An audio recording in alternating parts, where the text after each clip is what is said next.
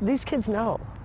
They've been judged and disrespected and abused, and they know genuine when they see it.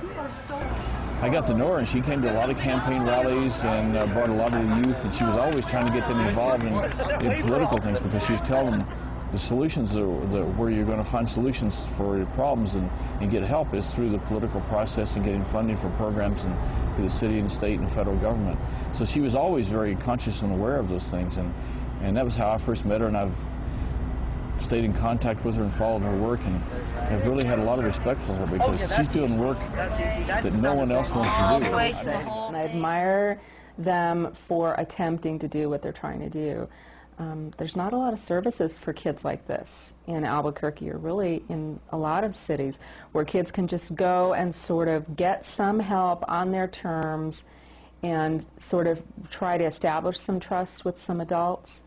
And I think that it's a fine line between being accepting and supportive and trying to get these kids to trust you versus, you know, trying to teach them some boundaries and some limits on their behavior so that other people in the community are okay with being there. What's up? Was it a surprise that she called the police? Well, remember, I didn't call the police. Yeah, she actually happened to be there. Another dude that I jumped on actually jumped in the street and flagged the police down. And she just asked to fill out a restraining order while he was there. But I don't really blame her, because I deserved it, because I really was quite a handful. Put it back on. We still saw each other. James, yeah, we used to meet for breakfast and stuff. She just wouldn't let me come to the center because people were afraid to come there while I was there. Hey, Jeff. There still isn't like a teen treatment center for teens who are wanting to get clean off of drugs. Even still, all those programs, you're supposed to have parental consent, or your guardian is supposed to be signing for you. What good's that going to do if you're on the streets and you don't have a guardian? Me and Donna, we work with a lot of kids around here. I was working a little bit more with this girl. The last time that I had talked about this, she had some problems, and but now, at the age of 13, I mean, she's an alcoholic. Now she's in AA classes, passed them. She's sober. She's now going to school, which she wasn't going to school. She is in middle school.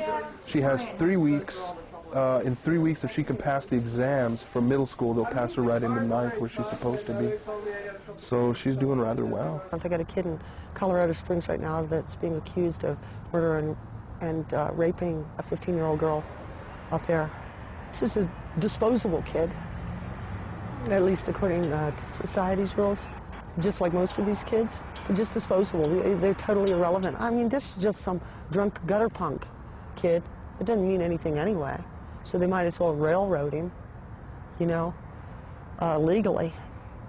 With, from what I can assess, not enough evidence. And even if they've got enough evidence, if he has no memory, he didn't commit first-degree murder.